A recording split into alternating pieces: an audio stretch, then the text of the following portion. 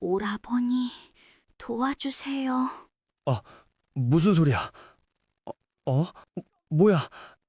귀신이다. 오라버니, 저를... 이만하면 됐잖아. 귀찮아 죽겠네. 전기수야담을 찾아주셔서 감사합니다. 구독과 좋아요는 사랑입니다. 이야기 한 판 시작해보겠습니다. 한양북촌 뒷골목 낡은 초가집 한 채가 있었습니다. 지붕은 군데군데 뚫려 있었고 벽은 금이 가 있었지요. 그 집에 김달수라는 선비가 살고 있었습니다. 30이 넘었지만 과거에도 떨어지고 장가도 못 간 노총각이었습니다. 집안은 몰락한 양반 가문이었지만 이제는 양반이라는 이름만 남았을 뿐 재산은 하나도 없었지요. 달수에게는 남들이 모르는 비밀이 하나 있었습니다. 어릴 때부터 귀신이 보였던 것입니다. 처음에는 무서워서 울고불고 난리를 쳤지만 어머니가 무당을 불러 굿을 해도 소용이 없었지요. 그래서 달수는 결심했습니다. 차라리 안 보이는 척하고 살자고 말입니다. 그렇게 20년을 속이며 살아왔습니다. 오늘도 달수는 방 한 구석에 앉아 책을 읽는 척하고 있었습니다. 하지만 눈앞에는 처녀 귀신 하나가 멍하니 앉아 있었지요. 하얀 옷을 입고 머리를 풀어헤친 채 달수를 빤히 쳐다보고 있었습니다. 달수는 식은땀을 흘리며 책장을 넘겼습니다. 안 보인다, 안 보인다. 나는 귀신이 안 보인다고 속으로 되뇌었지요. 처녀 귀신은 이틀 전부터 나타났습니다. 처음에는 마당에 서 있었고 그 다음 날은 방문 앞에 서 있었으며 오늘은 아예 방 안으로 들어와 앉아 있었습니다. 달수는 점점 초조해졌습니다. 이 귀신이 자신이 보인다는 걸 눈치챈 것 같았거든요. 바로 그때 바깥에서 인기척이 길렀습니다. 집주인 영감이 찾아온 것이었습니다. 달수는 황급히 문을 열었습니다. 집주인은 인상을 쓰고 있었지요. 달수, 이번 달 방세는 언제 줄게요? 벌써 2달째 밀렸잖아. 달수는 허리를 굽히며 애원했습니다. 주인 어르신, 조금만 더 기다려 주십시오. 다음 달에는 꼭 드리겠습니다. 집주인은 코웃음을 치며 다음 달 타령은 지겹다고 이번 달 안에 못 내면 쫓아내겠다고 말했습니다. 달수는 거듭 사과하고 나서야 집주인을 돌려보냈지요. 문을 닫고 돌아서는데 처녀 귀신이 여전히 그 자리에 앉아 있었습니다. 달수는 한숨을 쉬며 벽에 기대었습니다. 돈이 한 푼도 없었습니다. 쌀독도 비었고 장독대도 텅 비었지요. 이러다가는 정말로 거리에 나앉을 판이었습니다. 달수는 눈을 감고 생각했습니다. 어떻게든 돈을 벌어야 한다고, 하지만 방법이 없다고 말이지요. 그때였습니다. 처녀 귀신이 혼잣말을 하기 시작했습니다. 달수는 귀를 막으려 했지만 귀신의 목소리는 또렷하게 들렸습니다. 아, 내가 죽기 전에 뒤뜰 감나무 밑에 은자 10량을 묻어놨는디. 그거 그냥 썼겠구만. 아무도 모르는디 어쩌지. 달수의 귀가 쫑긋 섰습니다. 은자 10량이라니 그 돈이면 밀린 방세 2달치를 내고도 조금 남을 것 같았습니다. 달수는 고민했습니다. 이제까지 귀신을 못 본 척했는데 여기서 반응하면 들통나는 것이었지요. 하지만 은자 10량이라니 지금 당장 필요한 돈이었습니다. 달수는 결국 눈을 번쩍 떴습니다. 그리고 처녀 귀신을 똑바로 쳐다보며 물었습니다. 지금 뭐라 하셨소? 처녀 귀신이 깜짝 놀라 일어섰습니다. 그리고 눈을 동그랗게 뜨고 달수를 보았지요. 달수도 당황했지만 이미 늦었습니다. 처녀 귀신이 달수 앞으로 다가오며 물었습니다. 오라버니, 저를 보실 수 있습니까? 정말로 저를 보시는 겁니까? 달수는 헛기침을 하며 고개를 돌렸습니다. 안 보인다고, 귀신 같은 거 안 믿는다고 대답했지요.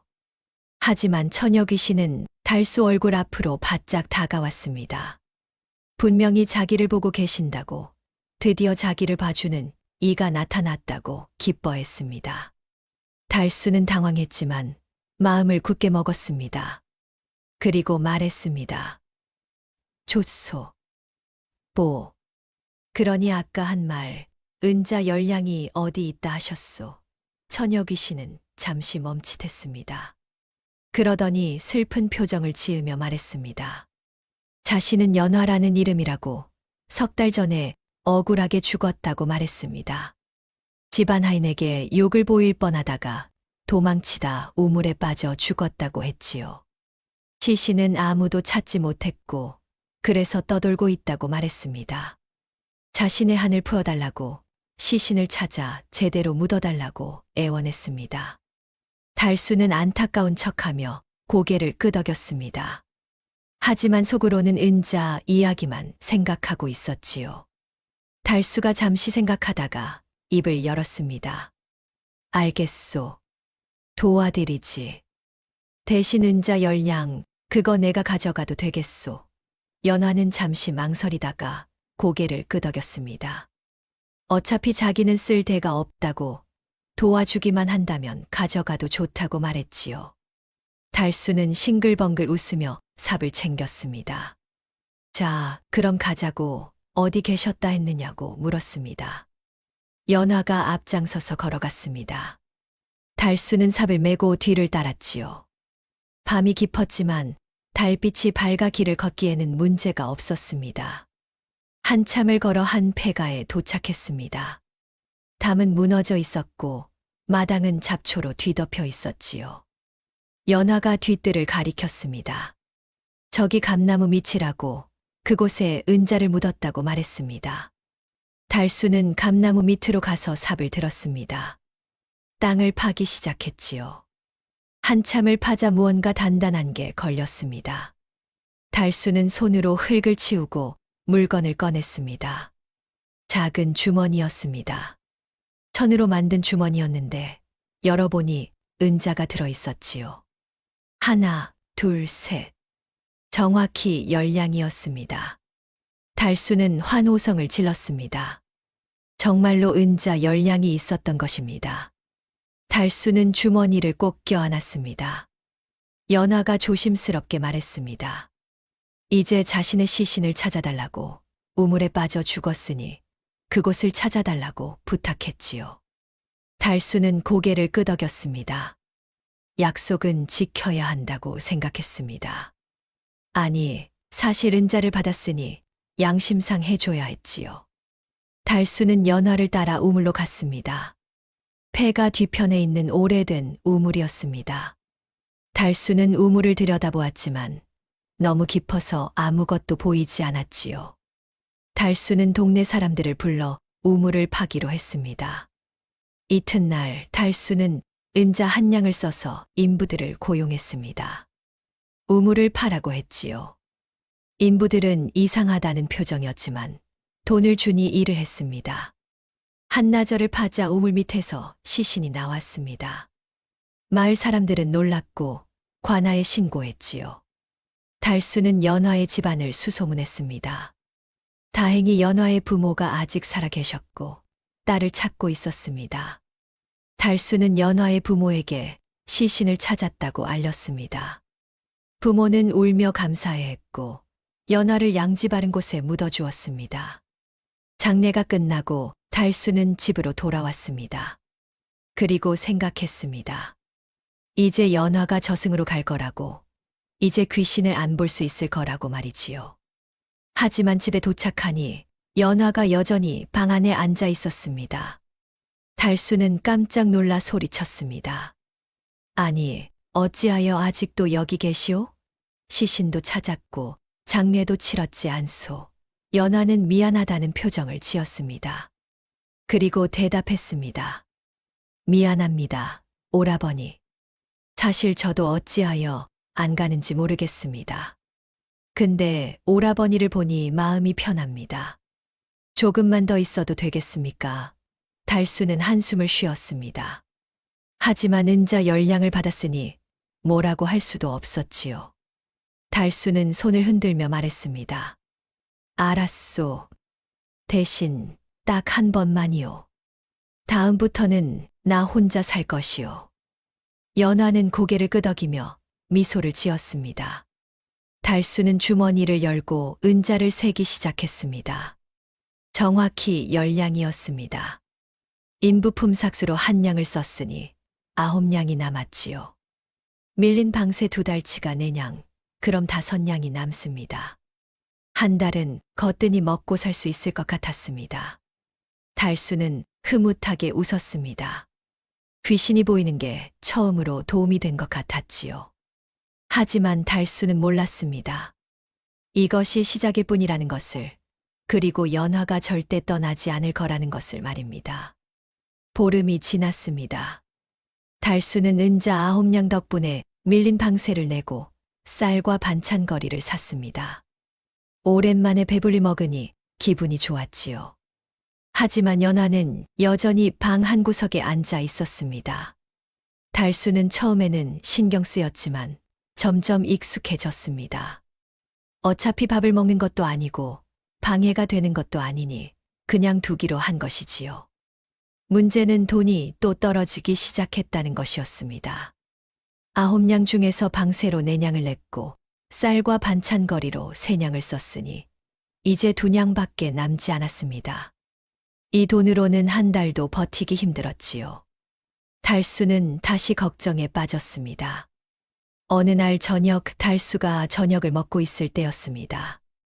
연화가 조심스럽게 입을 열었습니다. 오라버니, 제 친구가 하나 있는데요. 그 친구도 억울하게 죽어서 떠돌고 있습니다. 달수는 밥그릇을 내려놓고 연화를 쳐다보았습니다. 또 시작이구나 하는 생각이 들었지요. 달수가 물었습니다. 그래서요? 그 친구도 한을 풀어달라는 겁니까? 연화는 고개를 끄덕였습니다. 그런데 이번에는 다른 점이 있다고 말했습니다. 그 친구는 은자를 숨겨놨다고, 그걸 찾아주면 오라버니가 가져가도 된다고 했지요. 달수의 귀가 쫑긋 섰습니다. 은자요? 얼마나 됩니까? 연화가 대답했습니다. 15냥이라고, 제법 큰 돈이라고 말했습니다. 달수는 눈이 번쩍 떠졌습니다. 15냥이라니, 그 돈이면 두어 달은 거뜬히 먹고 살 수 있었지요. 달수는 침을 꿀꺽 삼키며 물었습니다. 그 친구는 지금 어디 있습니까? 당장 만나야겠소. 연화는 미소를 지으며 손을 흔들었습니다. 그러자 허공에서 또 다른 귀신이 나타났습니다. 남자 귀신이었는데 옷차림으로 보아보부상인 것 같았지요. 귀신은 달수를 보더니 울먹이며 말했습니다. 자신은 춘삼이라는 이름이라고 장사를 하다가 산적들에게 죽었다고 말했습니다. 달수는 고개를 끄덕이며 들었습니다. 춘삼은 계속 말했습니다.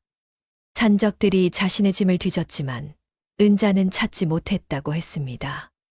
미리 나무 밑에 숨겨뒀기 때문이라고 말이지요. 달수는 흥미가 생겼습니다. 그래서 은자는 어디 있습니까? 그리고 당신 한은 어떻게 풀어드리면 됩니까? 춘삼이 대답했습니다. 은자는 북한산 아래 큰 소나무 밑에 묻었다고, 그리고 자신을 죽인 산적들을 잡아달라고 부탁했습니다. 산적들은 아직도 그 근처에서 활동하고 있다고 말했지요. 달수는 잠시 고민했습니다. 산적을 잡는다는 건 위험한 일이었습니다. 하지만 15냥이라는 돈은 너무 컸지요. 달수는 결심했습니다. 일단 은자부터 찾고 그 다음에 산적을 잡을 방법을 생각하기로 한 것입니다. 이튿날 달수는 삽을 들고 북한산으로 향했습니다. 춘삼이 앞장서서 안내했고 연화도 따라왔지요. 한참을 걸어 큰 소나무 앞에 도착했습니다. 춘삼이 저기라고 가리켰습니다. 달수는 소나무 밑을 파기 시작했습니다. 얼마 지나지 않아 무언가 딱딱한 게 걸렸습니다. 달수는 조심스럽게 흙을 치우고 물건을 꺼냈습니다. 천으로 싼 물건이었는데 풀어보니 은자 주머니였습니다. 달수는 주머니를 열고 은자를 세었지요. 하나, 둘, 셋. 정확히 15냥이었습니다. 달수는 환호성을 질렀습니다. 찾았소. 정말 있었소. 춘삼은 흐뭇하게 웃었습니다. 이제 산적들을 잡아달라고 부탁했지요. 달수는 고개를 끄덕였습니다. 하지만 혼자서는 산적을 잡을 수 없었습니다. 관아에 신고해야 했지요. 달수는 마을로 돌아와 관아로 향했습니다. 포졸들에게 북한산에 산적들이 있다고 신고했습니다. 포졸들은 처음에는 믿지 않았지만 달수가 춘삼의 이야기를 자세히 들려주자 귀를 기울였습니다. 춘삼이 죽은 장소, 산적들의 특징, 모든 것을 정확히 말했지요. 포졸들은 군관을 이끌고 북한산으로 향했습니다. 달수도 함께 갔지요. 춘삼의 안내로 산적들의 소굴을 찾았습니다. 관군들이 기습했고 산적들은 제대로 저항도 못하고 잡혔습니다. 포졸들은 산적들을 결박해 끌고 갔습니다. 며칠 뒤 관아에서 달수를 불렀습니다. 산적들을 잡는데 공을 세웠다며 포상금을 준다고 했지요. 은자 성냥이었습니다.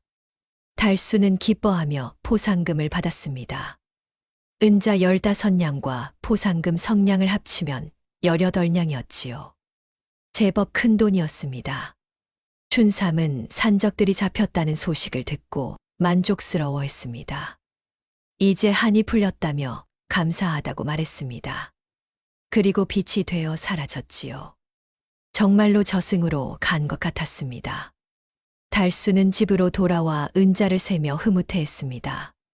손에 남은 2냥과 새로 받은 18냥을 합치면 20냥이었습니다. 이 돈이면 서너 달은 걱정 없이 살 수 있었지요. 달수는 연화를 보며 말했습니다. 연화, 당신 친구 덕분에 큰 돈을 벌었소. 고맙소. 연화는 미소를 지었습니다. 그리고 조심스럽게 말했습니다. 오라버니, 사실 억울하게 죽은 귀신들이 참 많습니다. 제가 그분들을 더 데려와도 될까요? 달수는 잠시 고민했습니다. 귀신을 계속 상대하는 건 부담스러웠습니다. 하지만 돈을 벌 수 있다면 이야기가 달랐지요. 달수는 고개를 끄덕였습니다. 좋소. 하지만 조건이 있소. 꼭 보물을 숨겨둔 귀신만 데려오시오. 그냥 한만 풀어달라는 귀신은 사양하겠소. 연화는 씩 웃으며 대답했습니다. 알겠습니다, 오라버니. 제가 잘 골라서 모셔오겠습니다.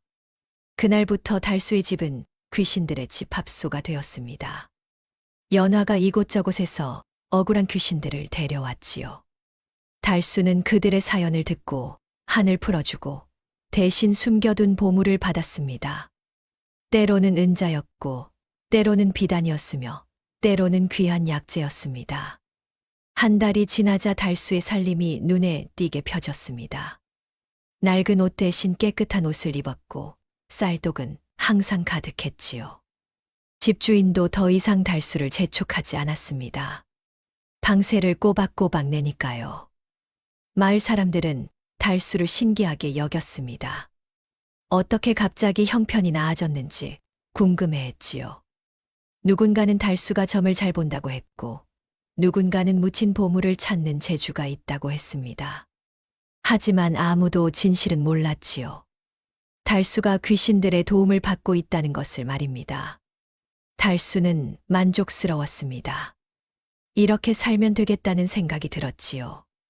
귀신을 보는 능력이 처음으로 쓸모가 있었습니다.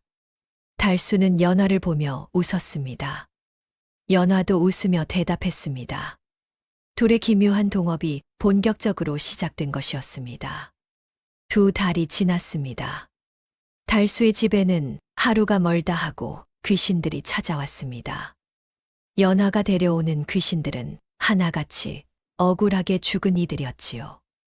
달수는 그들의 한을 풀어주고 대신 숨겨둔 재물을 받았습니다. 은자 몇 냥, 비단 몇 필, 산삼 몇 뿌리, 그렇게 조금씩 모아가니 달수의 살림은 제법 넉넉해졌습니다. 어느 날 달수는 문득 이상한 점을 깨달았습니다. 최근에 연화가 데려온 귀신들이 하나같이 부자였다는 것이었지요. 가난한 백성이 아니라 상인이거나 역관이거나 중인 계급 이상이었습니다. 그리고 모두 의문사했다는 공통점이 있었습니다. 달수는 책상에 앉아 종이에 적어보았습니다. 첫 번째는 보부상 춘삼, 산적에게 죽었다고 했지만 혼자만 죽은 게 이상했습니다. 두 번째는 비단 장수 김씨, 집에서 갑자기 쓰러져 죽었다고 했지요. 세 번째는 약재상 이씨, 술을 마시다 급사했다고 했습니다. 달수는 종이를 보며 고개를 갸웃했습니다. 달수는 연화를 불러 물었습니다. 연화, 요즘 데려오는 귀신들이 전부 부자들인데 이상하지 않소? 그리고 다들 의문사했다고 하던데. 연화는 고개를 갸웃했습니다. 자기도 잘 모르겠다고 그냥 억울해하는 귀신들을 데려온 것뿐이라고 말했습니다. 달수는 미심쩍었지만 일단 넘어갔습니다. 어차피 돈을 버는 데는 지장이 없었으니까요. 그날 밤 연화가 또 다른 귀신을 데려왔습니다. 중년 남자였는데 관복을 입고 있었지요. 역관인 것 같았습니다. 귀신은 달수를 보더니 급히 다가와 말했습니다. 나리, 저를 도와주십시오. 저는 역관 박무경이라 하옵니다. 억울하게 독살당했습니다. 달수는 고개를 끄덕이며 물었습니다. 독살이라. 누가 당신을 죽였소? 박무경이 대답했습니다. 자신은 청나라와 거래를 하던 역관이었다고, 돈을 많이 벌었다고 말했습니다. 그런데 어느 날 밤 누군가 자신의 집에 찾아왔다고 했지요. 높은 관직에 있는 사람 같았는데 얼굴을 제대로 보지 못했다고 말했습니다. 그자가 술을 권했다고 함께 마시자고 했다고 말이지요. 박무경은 계속 말했습니다. 의심 없이 술을 마셨는데 술 맛이 이상했다고 했습니다.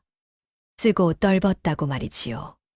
곧 정신이 흐려지고 목이 타들어가는 것 같았다고, 독이었다고 말했습니다.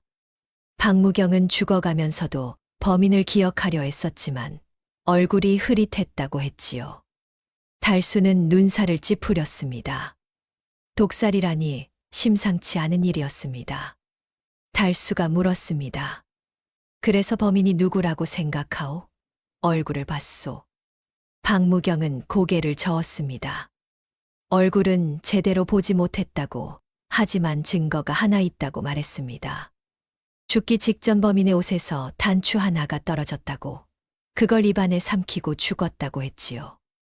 달수는 깜짝 놀랐습니다. 단추를 삼켰다고요?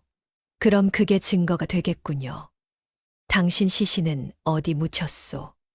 박무경이 대답했습니다.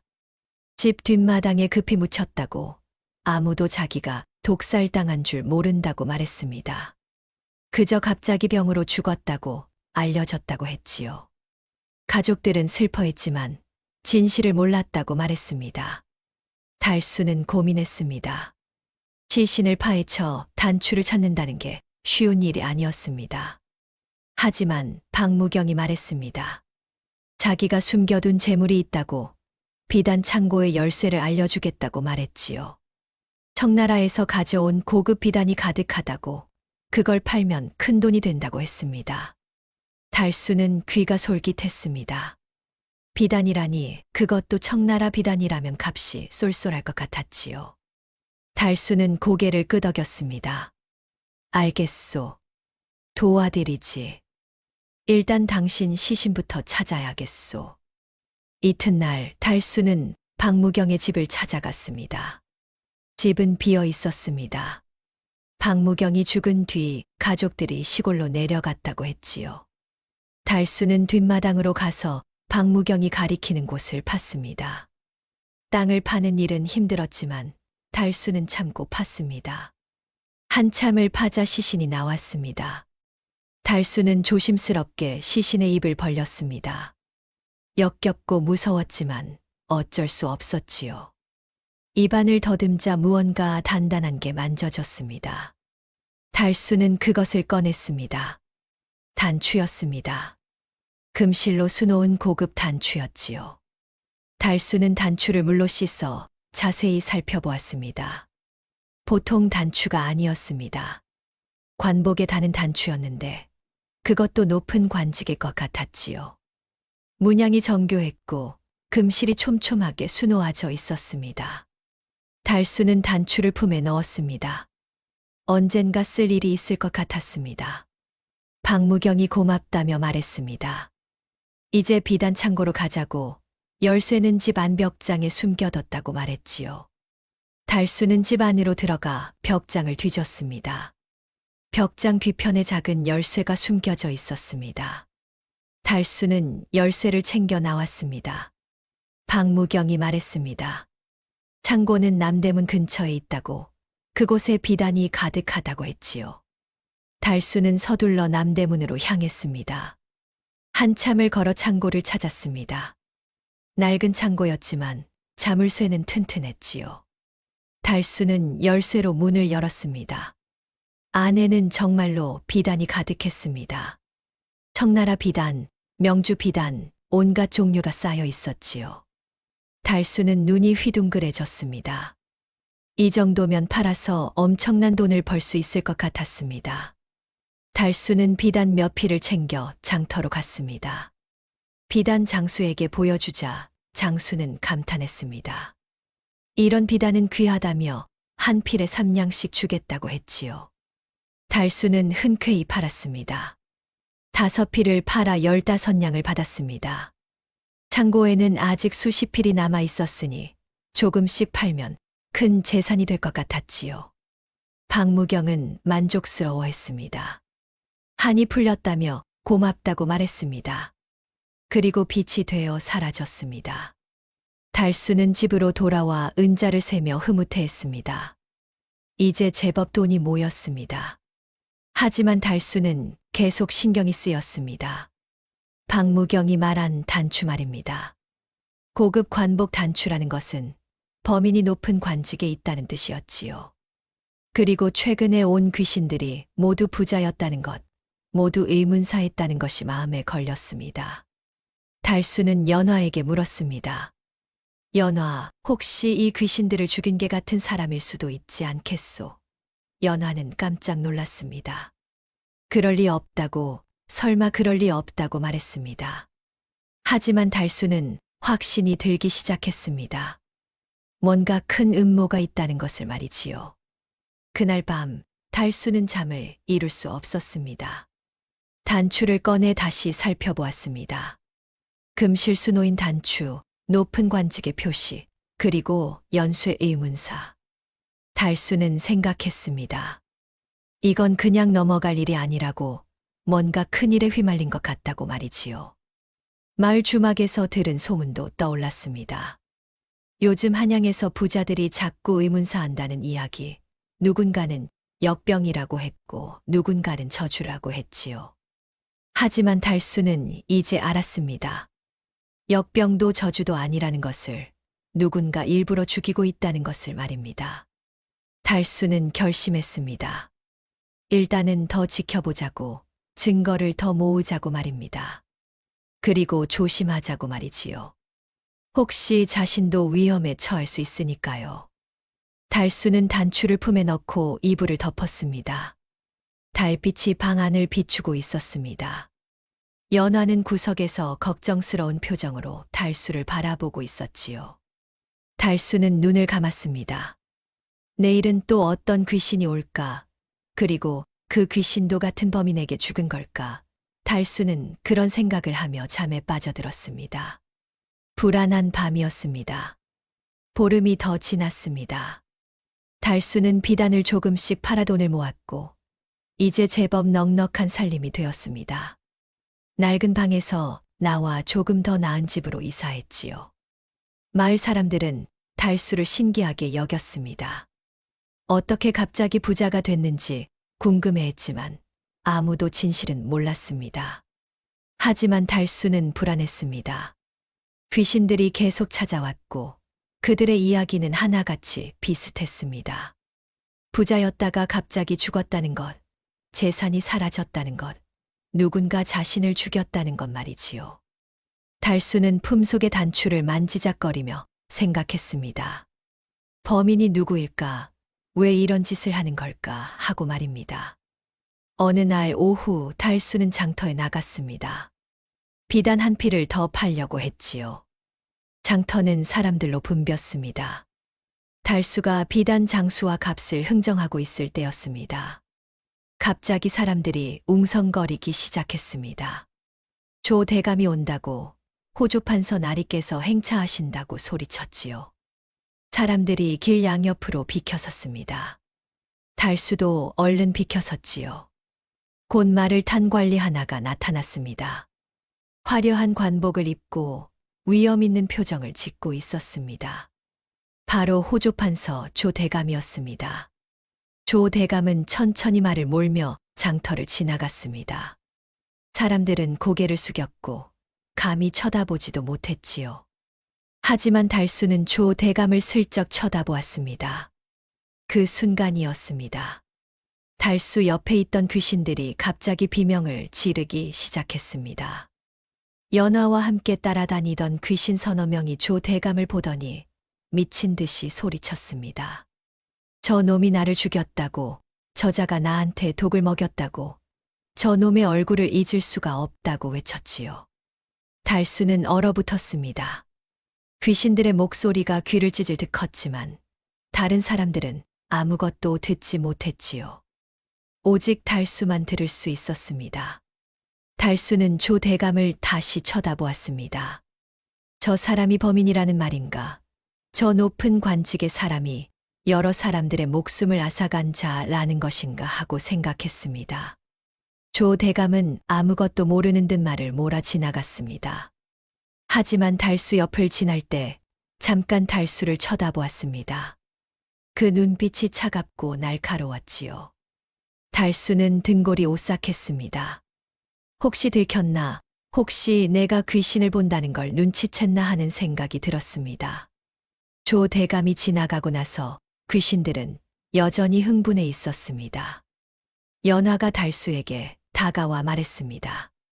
오라버니, 저 사람이에요. 저 사람이 이분들을 다 죽였어요. 달수는 고개를 끄덕였습니다. 이제 확실해졌습니다. 조 대감이 범인이었습니다. 하지만 문제가 있었습니다. 조 대감은 호조판서, 나라의 재정을 맡은 높은 관직이었습니다. 그런 사람을 어떻게 고발할 수 있단 말입니까? 증거도 단추 하나뿐이었지요. 달수는 급히 집으로 돌아왔습니다. 마음이 불안했습니다. 이런 큰 비밀을 알게 된 것이 두려웠지요. 달수는 방 안을 서성이며 생각했습니다. 어떻게 해야 할까? 그냥 모른 척 해야 할까? 아니면 관아에 신고해야 할까? 하고 말이지요. 연화가 조심스럽게 물었습니다. 어떻게 하시겠느냐고, 저 사람은 위험하다고, 알아채시면 오라버니도 죽일 거라고 말했습니다. 달수는 한숨을 쉬었습니다. 연화 말이 맞았습니다. 조 대감은 이미 여러 사람을 죽인 자였습니다. 달수도 예외가 아니었지요. 달수는 일단 조용히 있기로 했습니다. 증거를 더 모으자고 생각했습니다. 하지만 달수의 바람과 달리 일은 빠르게 진행되었습니다. 사흘 뒤 조 대감의 부하로 보이는 사내 둘이 달수네 집 근처를 어슬렁거리기 시작했습니다. 달수는 그들을 보고 가슴이 철렁했습니다. 들켰다는 것을 직감했지요. 달수는 이웃집 영감에게 물었습니다. 저 사내들이 누구냐고, 왜 이 근처를 돌아다냐고 말이지요. 영감이 대답했습니다. 관아에서 나온 사람들 같다고, 뭔가 조사하는 것 같다고 말했습니다. 달수는 불안했습니다. 조 대감이 자신을 의심하고 있다는 것이 분명했습니다. 하지만 왜 의심하는 걸까? 장터에서 잠깐 스쳐 지나갔을 뿐인데 말이지요. 달수는 곰곰이 생각했습니다. 그날 밤 연화가 급히 달수를 깨웠습니다. 큰일 났다고 조 대감 부하들이 알아낸 것 같다고 말했습니다. 연화가 귀신들에게 들었는데 조 대감이 최근 부자들의 재산이 계속 사라진다는 것을 알아챘다고 했지요. 그리고 달수가 그 재산들을 가져간다는 것도 눈치챘다고 말했습니다. 달수는 식은땀을 흘렸습니다. 조 대감은 자신이 죽인 사람들의 재산을 나중에 찾으려 했을 것입니다. 하지만 달수가 먼저 가져가 버린 것이지요. 조 대감 입장에서는 누군가 자신의 계획을 망치고 있는 셈이었습니다. 달수는 중얼거렸습니다. 이거 큰일 났다고, 완전히 큰일 났다고 말이지요. 며칠 뒤 달수에게 관아에서 사람이 왔습니다. 조 대감께서 달수를 부르신다는 것이었습니다. 달수는 가슴이 쿵쾅거렸습니다. 하지만 거부할 수 없었지요. 달수는 떨리는 다리로 관아로 향했습니다. 조 대감의 집무실은 넓고 화려했습니다. 조 대감은 높은 자리에 앉아 달수를 내려다보고 있었지요. 달수는 무릎을 꿇고 인사했습니다. 조 대감이 입을 열었습니다. 내가 김달수라는 자냐? 달수는 떨리는 목소리로 대답했습니다. 그렇습니다. 대감마님. 조 대감은 달수를 빤히 쳐다보았습니다. 그 눈빛이 날카로웠습니다. 조 대감이 다시 물었습니다. 요즘 내가 제법 돈을 벌었다던데 무슨 장사를 하느냐? 달수는 애써 침착하게 대답했습니다. 그저 약초를 캐고 물건을 중개하는 일을 합니다. 조 대감은 코웃음을 쳤습니다. 믿지 않는다는 표정이었지요. 조 대감이 말했습니다. 이상하구나. 한 달 전만 해도 찢어지게 가난했던 놈이 갑자기 부자가 됐다. 혹시 남의 물건을 훔친 건 아니냐? 달수는 황급히 고개를 저었습니다. 아니라고, 절대 그런 일 없다고 말했습니다. 조 대감은 한참을 달수를 쳐다보다가 입을 열었습니다.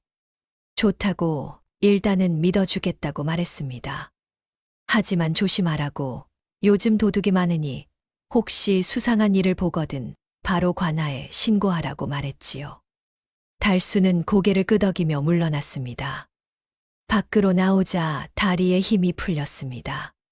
겨우 살았다는 생각이 들었지요. 하지만 달수는 알았습니다. 이게 끝이 아니라는 것을, 조 대감이 자신을 계속 감시할 거라는 것을 말입니다. 집으로 돌아오는 길, 달수는 계속 뒤를 돌아보았습니다. 누군가 따라오는 것 같았지요. 달수는 빠른 걸음으로 집에 도착했습니다. 그리고 문을 잠그고 연화에게 말했습니다. 연화, 이제 정말 위험해졌소. 조 대감이 나를 의심하고 있소. 연화는 걱정스러운 표정을 지었습니다. 어떻게 하냐고, 도망가야 하는 거 아니냐고 물었지요. 달수는 고개를 저었습니다. 도망가면 더 의심받는다고, 일단은 조용히 지내자고 말했습니다. 하지만 달수는 마음속으로 결심했습니다. 가만히 당하고만 있을 수는 없다고, 뭔가 방법을 찾아야 한다고 말이지요. 달수는 품속의 단추를 만지작거렸습니다. 이 단추가 유일한 증거였습니다. 어떻게든 이걸 이용해야 했습니다. 밤이 깊어갔습니다.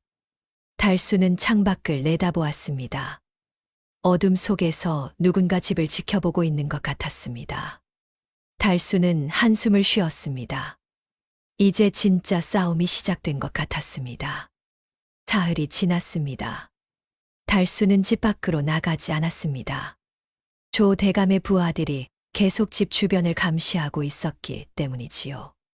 달수는 방 안에서 연화와 함께 대책을 궁리했습니다. 하지만 뾰족한 수가 없었습니다. 조 대감은 너무 높은 사람이었고 달수는 힘없는 백성일 뿐이었습니다.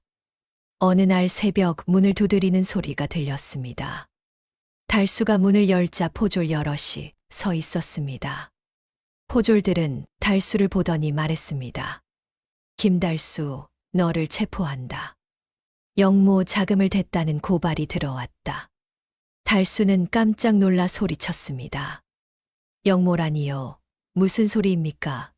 저는 그런 일 한 적 없습니다. 하지만 포졸들은 들은 척도 하지 않았습니다. 달수를 결박하고 끌고 갔지요. 연화가 당황하며 따라왔지만 포졸들은 연화를 볼 수 없었습니다. 달수는 의금부로 끌려갔습니다. 의금부는 영모나 큰 죄를 다루는 곳이었습니다. 달수는 어두운 옥에 갇혔지요. 옥은 좁고 더러웠습니다. 쥐가 바닥을 기어다녔고 악취가 진동했습니다. 달수는 벽에 기대어 앉았습니다. 이게 다 조 대감의 짓이라는 것을 알았습니다. 조 대감은 달수를 제거하려는 것이었습니다. 영모라는 누명을 씌워 죽이려는 것이지요. 그리고 달수의 재산을 몰수하려는 속셈이었습니다. 달수는 억울했지만 어쩔 수 없었습니다. 증거도 없고 변호할 방법도 없었지요.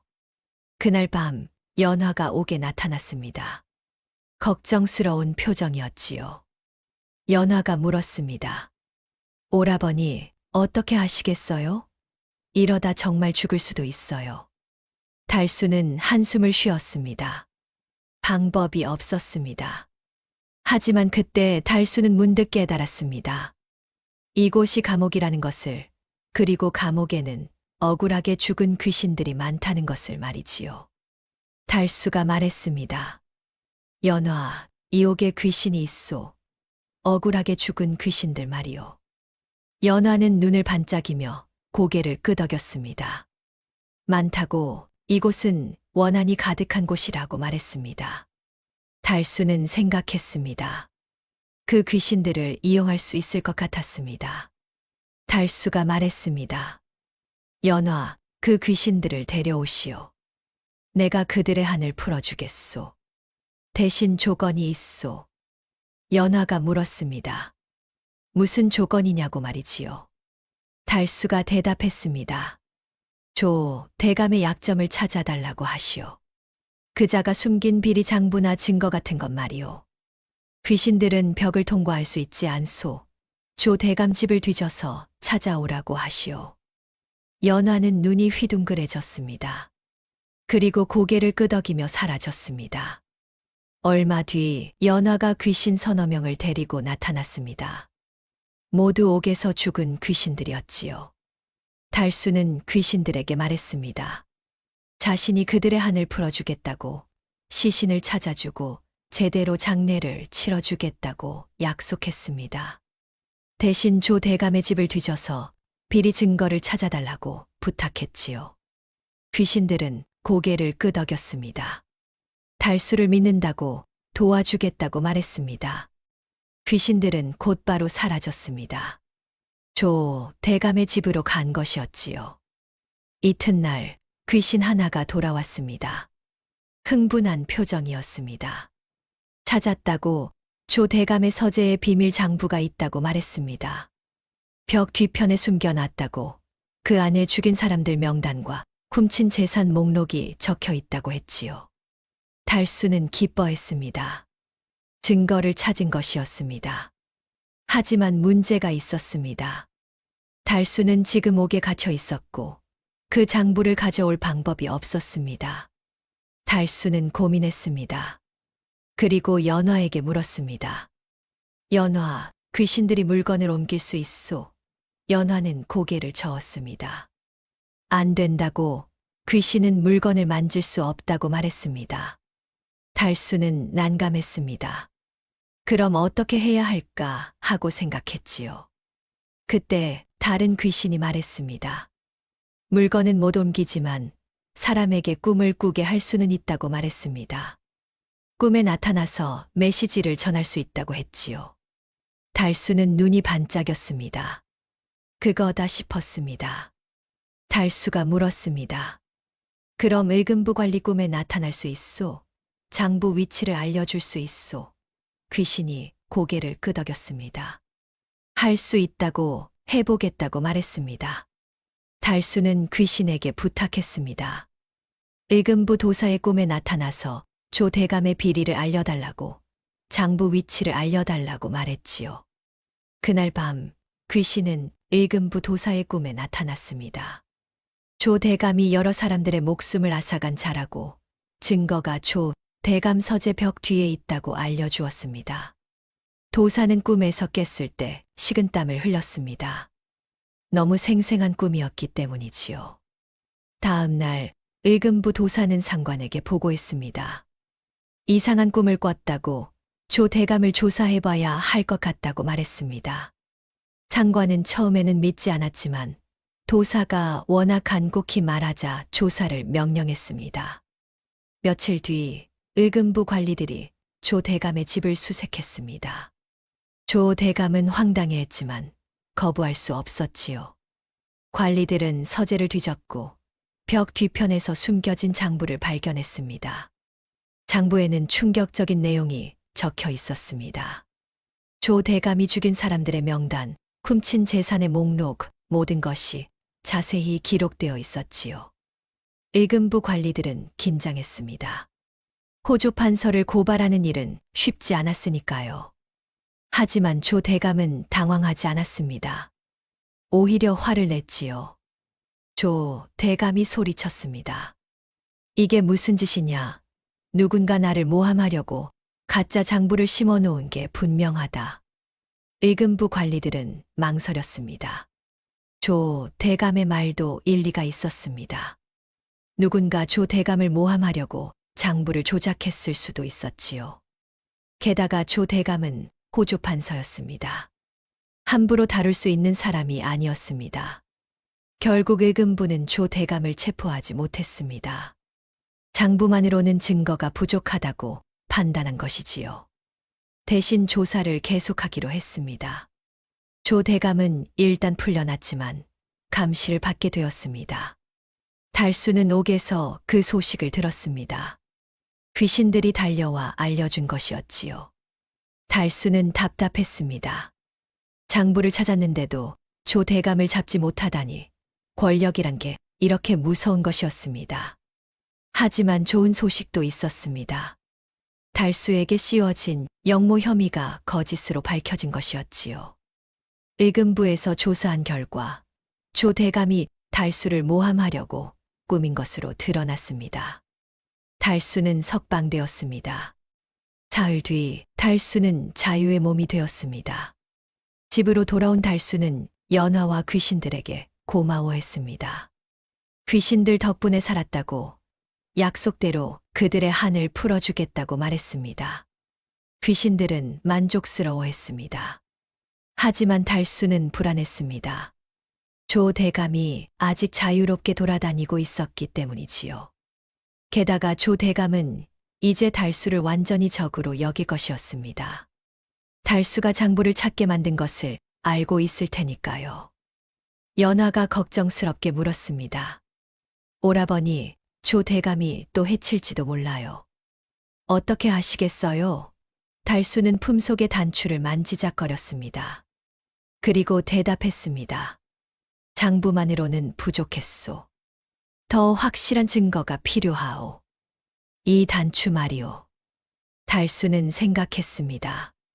장부는 조작이라고 우길 수 있지만 단추는 다릅니다. 박무경의 시신 입안에서 나온 단추, 그리고 그 단추가 조 대감의 관복 것이라는 걸 증명하면 되는 것이지요. 하지만 문제가 있었습니다. 어떻게 조 대감의 관복과 단추를 비교할 수 있을까? 조 대감이 순순히 보여줄 리 없었습니다. 달수는 고민에 빠졌습니다. 그날 밤 귀신 하나가 달수에게 다가왔습니다. 그리고 말했습니다. 조 대감이 비밀 창고를 하나 더 가지고 있다고, 그곳에 훔친 재산을 모두 숨겨놨다고 말이지요. 장부에 적힌 것보다 훨씬 많은 재산이 있다고 했습니다. 달수는 눈이 반짝였습니다. 비밀 창고라니 그곳에 가면 결정적인 증거를 더 찾을 수 있을 것 같았습니다. 달수가 물었습니다. 그 창고가 어디 있소? 귀신이 대답했습니다. 남산 아래 폐가 지하에 있다고 조 대감이 밤에 몰래 가서 확인한다고 말했습니다. 달수는 고개를 끄덕였습니다. 그곳에 가야 했습니다. 연화가 불안하게 말했습니다. 위험하다고, 조 대감과 마주칠 수도 있다고 말했지요. 달수는 알고 있었습니다. 하지만 어쩔 수 없었습니다. 조 대감을 완전히 무너뜨리려면 더 많은 증거가 필요했으니까요. 달수는 결심했습니다. 연화, 귀신들을 모두 모으시오. 우리가 직접 조 대감의 창고를 갈 것이요. 그리고 모든 증거를 찾아낼 것이요. 연화는 고개를 끄덕였습니다. 그리고 귀신들을 소집하기 시작했습니다. 조 대감에게 죽은 귀신들, 억울하게 죽은 귀신들 모두 모였습니다. 수십 명이 넘었지요. 달수는 귀신들을 보며 말했습니다. 내일 밤 조 대감의 비밀 창고로 갈 거라고 함께 가자고 말했습니다. 귀신들은 고개를 끄덕였습니다. 복수할 기회를 기다려왔던 것이지요. 달빛이 방 안을 비추고 있었습니다. 달수는 단추를 품에 넣고 내일을 준비했습니다. 이제 진짜 대결이 시작되는 것이었습니다. 조 대감과의 마지막 싸움, 귀신들과 함께하는 복수극 말이지요. 다음 날 밤, 달수는 준비를 마쳤습니다. 검은 옷을 입고 품속에 단추를 넣었지요. 연하와 수십 명의 귀신들이 함께했습니다. 모두 조 대감에게 죽은 이들이었습니다. 복수의 기회를 기다려온 것이지요. 달수는 남산 아래로 향했습니다. 밤이 깊었고 달빛만이 길을 비추고 있었습니다. 거리는 조용했고 개 짖는 소리만 가끔 들렸지요. 한참을 걸어 폐가 앞에 도착했습니다. 허름한 집이었지만 귀신이 말한 곳이 분명했습니다. 달수는 조심스럽게 집 안으로 들어갔습니다. 귀신들이 안내했습니다. 마루 밑에 지하로 가는 통로가 있다고 말했지요. 달수는 마루를 들어 올렸습니다. 정말로 좁은 계단이 보였습니다. 먼지가 쌓여 있었고 거미줄이 쳐져 있었지요. 달수는 계단을 내려갔습니다. 어두웠지만 횃불을 켜고 조심스럽게 내려갔습니다. 계단은 좁고 가팔랐습니다. 한참을 내려가자 넓은 공간이 나타났습니다. 그곳은 비밀 창고였습니다. 사방에 상자들이 쌓여 있었고 금은 보화가 가득했지요. 달수는 눈이 휘둥그레졌습니다. 이 많은 재산을 조 대감이 혼자 차지한 것이었습니다.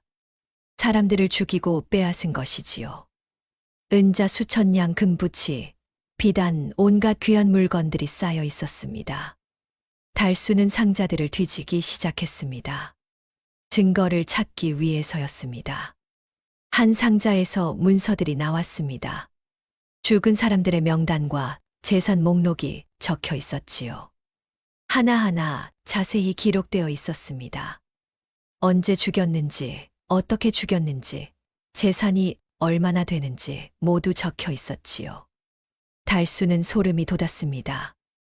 또 다른 상자에서는 관복이 나왔습니다. 조 대감이 범행 때 입었던 옷인 것 같았습니다. 피 묻은 흔적이 있었고 냄새도 이상했지요.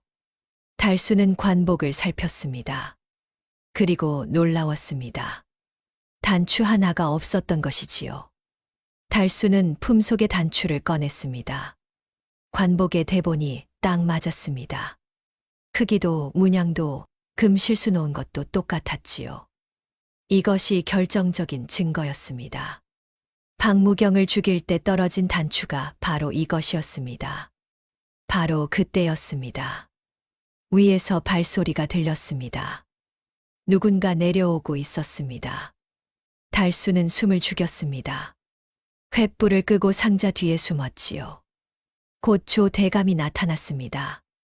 손에 횃불을 들고 있었습니다. 조 대감은 창고를 둘러보았습니다. 이상한 낌새를 눈치챈 것 같았지요. 상자들이 어지럽게 열려 있었으니까요. 조 대감이 날카로운 목소리로 말했습니다. 누구냐, 나와라. 달수는 어쩔 수 없이 나왔습니다. 조 대감은 달수를 보더니 멈칫했습니다. 그리고 차갑게 웃었습니다. 역시 내 놈이었구나. 내가 예상했던 대로다. 달수는 뒷걸음질 쳤습니다. 조 대감이 천천히 다가왔지요. 조 대감이 말을 이었습니다. 내 놈이 장부를 찾게 만든 것도 알고 있다. 귀신을 볼 수 있다는 것도 알고 있지. 하지만 이제 끝이다. 여기서 죽어라. 조 대감이 허리춤에서 단도를 꺼냈습니다. 날이 번쩍였습니다. 달수는 위험했습니다. 하지만 달수는 혼자가 아니었습니다. 연하와 수십 명의 귀신들이 함께 있었지요. 달수가 소리쳤습니다. 귀신님들, 이제입니다. 저 자를 혼내주십시오. 순간 창고 안의 공기가 차갑게 변했습니다. 촛불이 흔들리기 시작했고 찬바람이 불어왔습니다. 조 대감은 주위를 둘러보았습니다. 아무것도 보이지 않았지만 뭔가 이상했습니다. 등골이 오싹했지요. 달수가 말했습니다. 조 대감, 당신이 죽인 사람들이 모두 여기 있소. 박무경, 김서방, 이진사, 춘삼 모두 당신을 보고 있소. 조 대감은 코웃음을 쳤습니다. 귀신 타령이냐?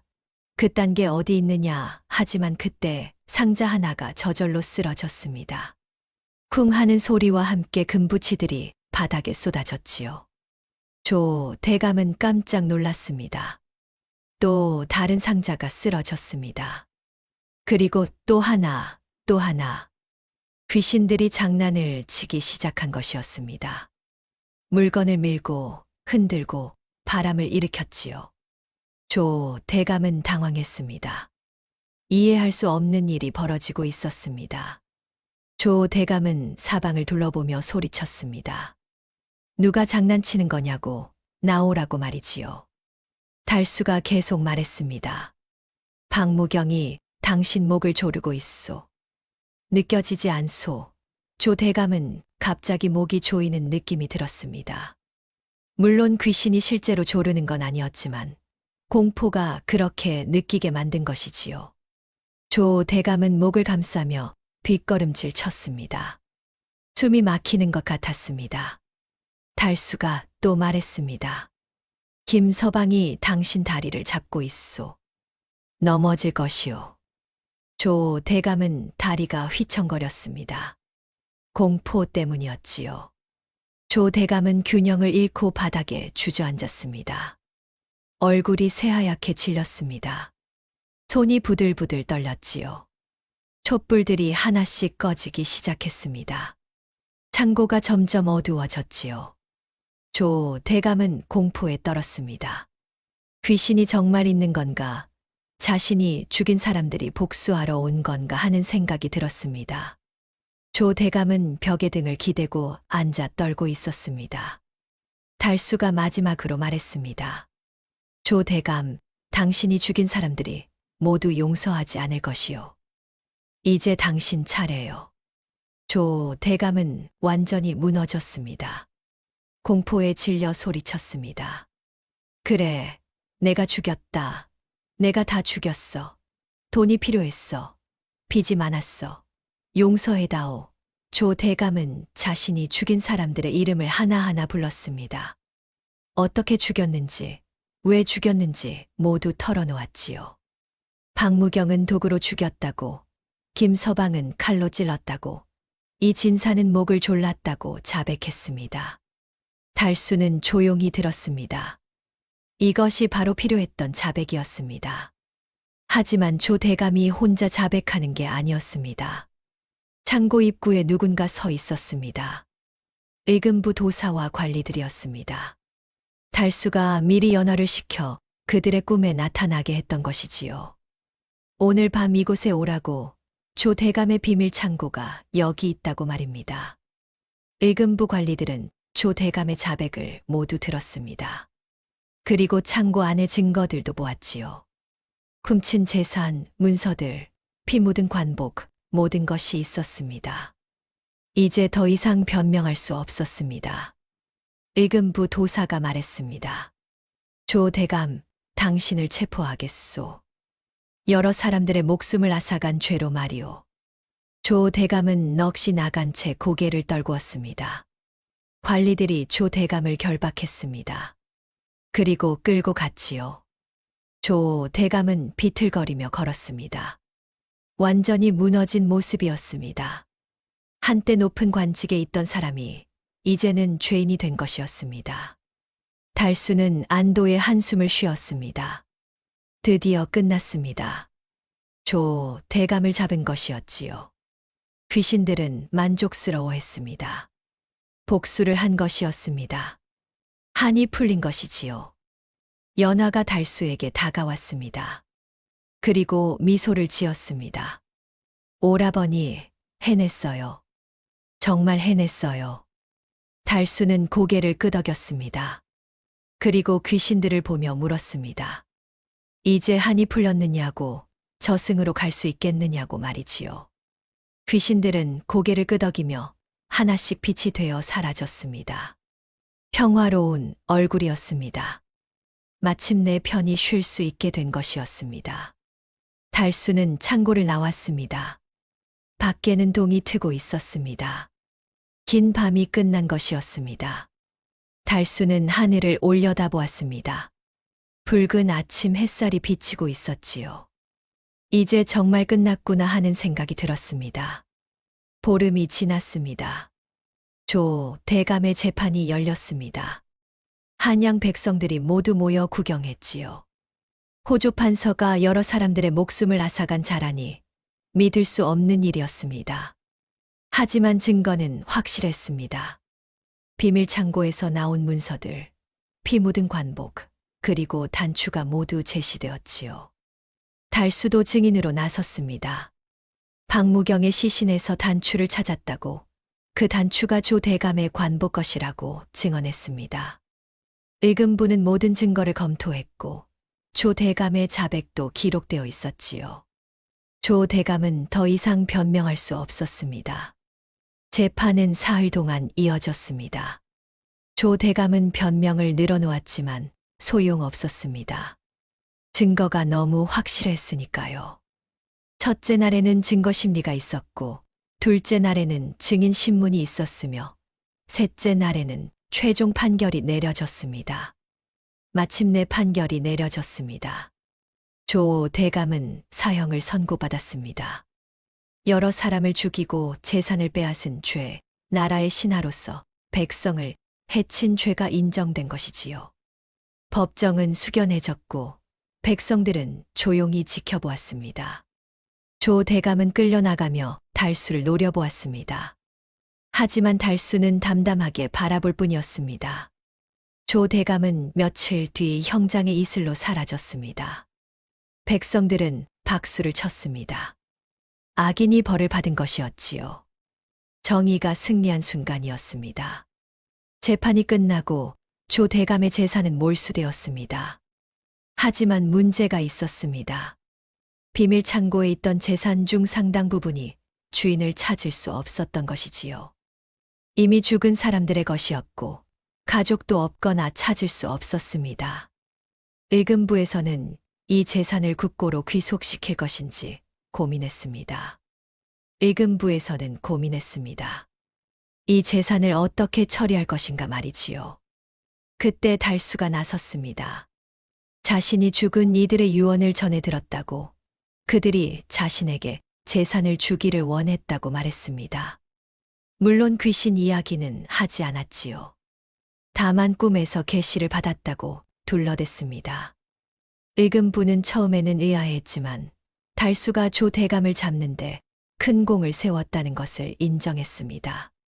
또한 죽은 이들의 뜻을 전한다는 명분도 있었고, 달수가 아니면 그 재산은 그냥 국고로 들어갈 뿐이었지요. 결국 의금부는 달수에게 일부를 주기로 했습니다.